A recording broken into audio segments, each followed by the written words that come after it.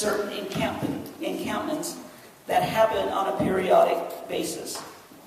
Even as Denver spends dollars enforcing these type of ordinances, shelters can only house somewhere close to 20% of Denver's homeless population, and many of those experiencing homelessness are placed on a housing or services wait list.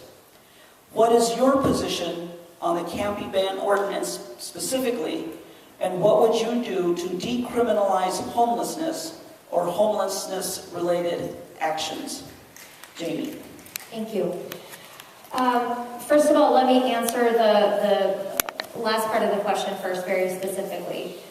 I am opposed to Initiative 300, but I do believe, and I would commit to, repealing the urban camping ban. The urban camping ban has gone too far in terms of criminalizing homelessness and creating a divide between the city and the homeless community, the homeless advocacy groups, because we can't get past that conversation until we agree that everybody deserves dignity, and dignity starts with solutions. Not with sweeps, it starts with solutions and services. There are multiple components to what that solution looks like. And the first piece is ensuring people have a place to go, a safe and comfortable place to go. Shelters are one piece of that. Even if we took our shelters, our day shelters, and turned them into 24/7 shelters, we still wouldn't have enough places for people to go. Whether it's tiny home villages, sanctioned camping sites, we've seen other cities like San Diego declare a state of emergency to put up large tents and showers and bathrooms and services.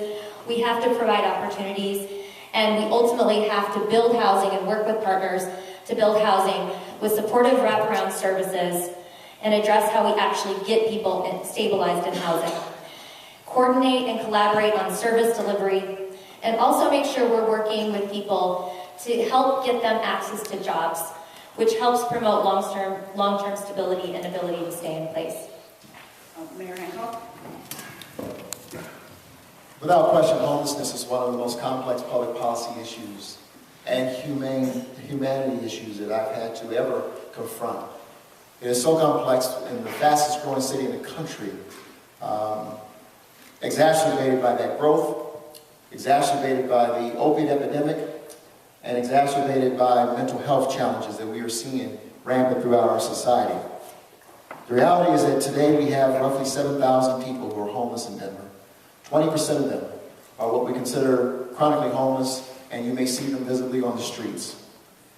In my administration, we helped to stabilize 7,500 of our homeless in permanent housing.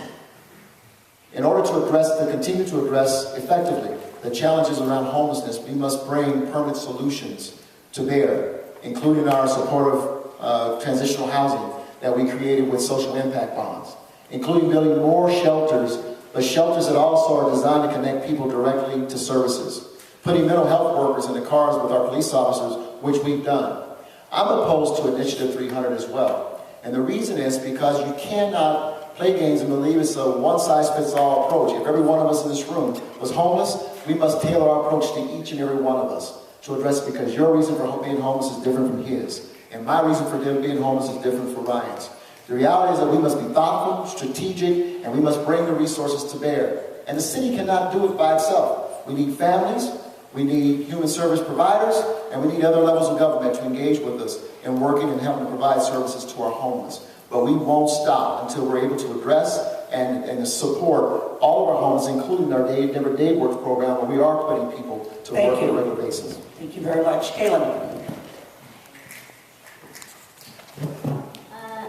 Homelessness is the biggest reason that I jumped in this race. I'm somebody who teaches underserved youth every day. I have a handful of students right now that I can name that are homeless, who are black and brown, queer, two-spirit, folks typically marginalized, left out. More homeless people died last year than ever before. Most of those experiencing homelessness have some sort of disability, and so this is a very serious personal situation for me. As someone who lives on disability, we can't make any more than $800 a month. So imagine trying to find affordable, accessible housing when you're already just trying to live on $800 a month.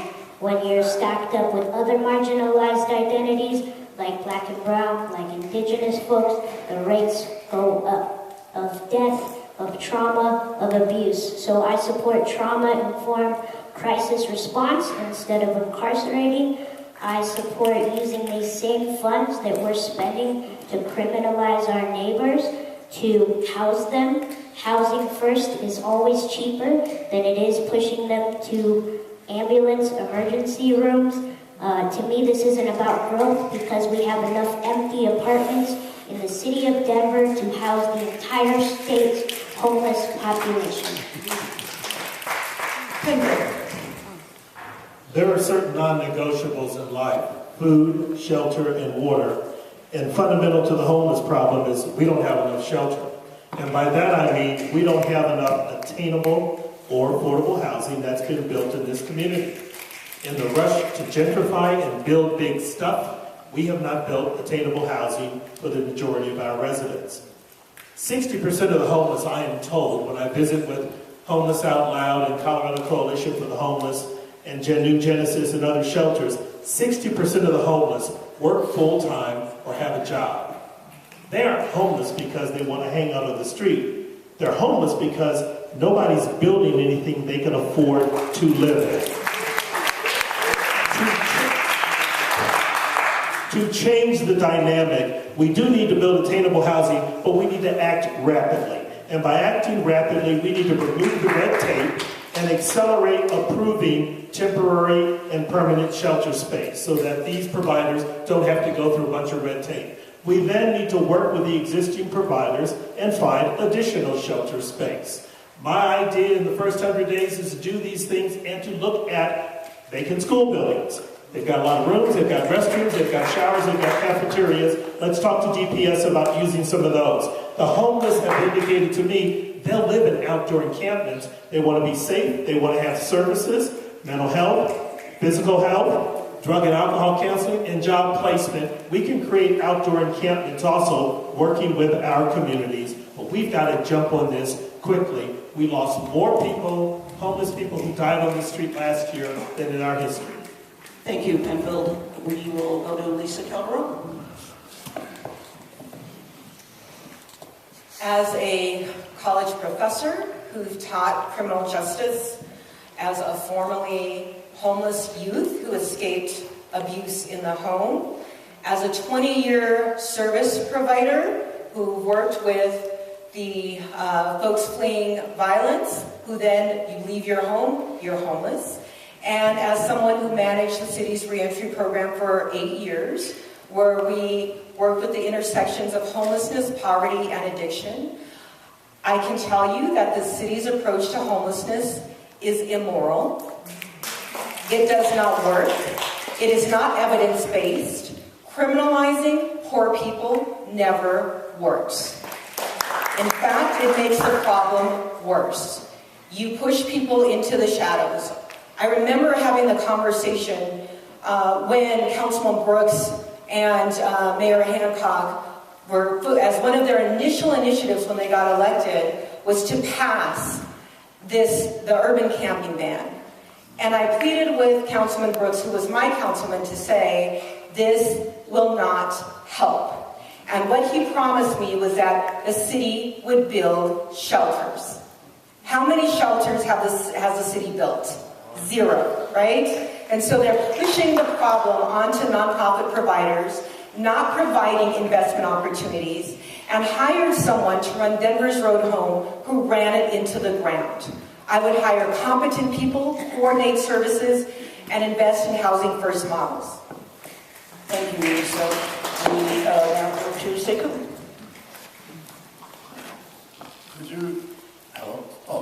Could you repeat the question again? Yes. In a 2-year span, Denver issued over 2,000 trespass citations and 300 panhandling citations to people experiencing homelessness. There are also sweeps of certain encampments that happen on a periodic basis. Even as Denver spends dollars enforcing these types of ordinances, shelters can only house somewhere close to 20% of Denver's homeless population. What is your position on a camping ban ordinance specifically, and what would you do to decriminalize homelessness or homelessness-related actions? Okay. First of all, by nature, I'm a big guy, and my voice carries. It's not to intimidate, that's just the way I was born. I do better without a microphone so that folks don't get intimidated or get triggered by previous experiences and whatnot. Because I can't imagine, really, when we stopped the war in Vietnam, not shouting out, hell no, I ain't going.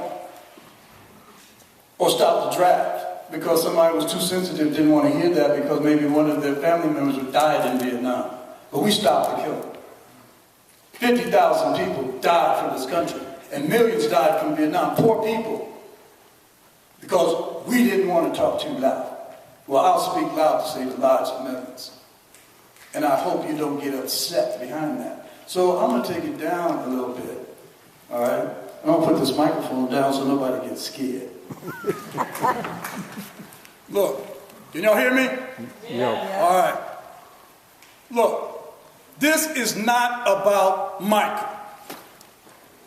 This is not about any individual. We're talking about a system, an economic, social, political system that creates poverty. Now tell me I'm lying. So even if you don't do Michael, who's coming next? Because the system has changing faces and places, but the game remains the same. You have to attack the problem where it's at. We need a complete overthrow of the capitalist system that gives capitalism a bad name. For real. Now, I ain't never had no job. Thank you, Seku. There's now an opportunity for a 1-minute rebuttal, and we'll start where we started originally with Jane. Thank you. I just want to add on the conversation about funding.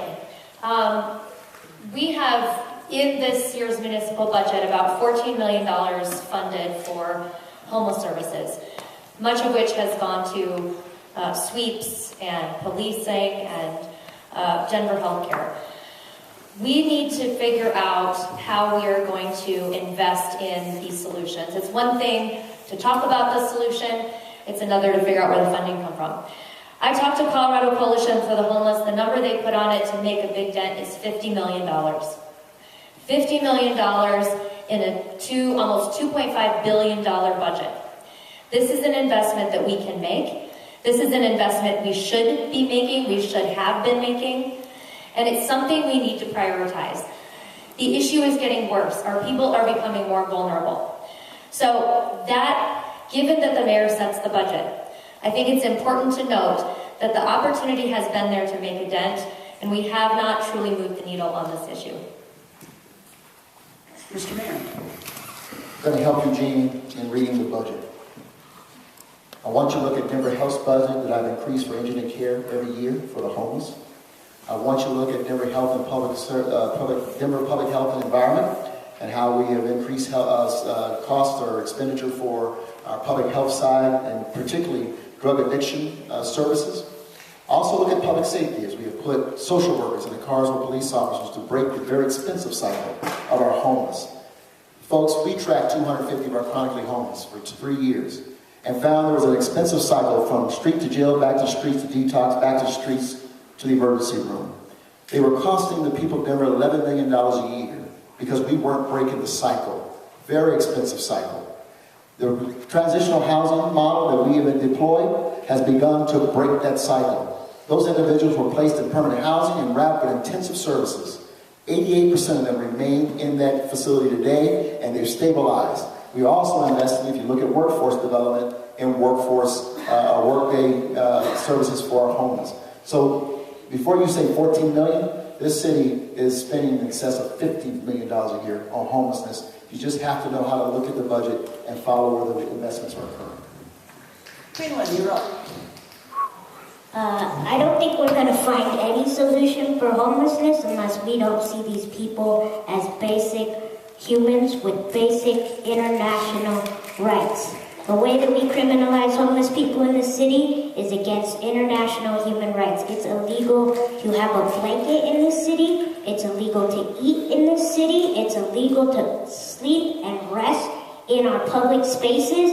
And of course, those who are being criminalized for it are poor, disenfranchised communities.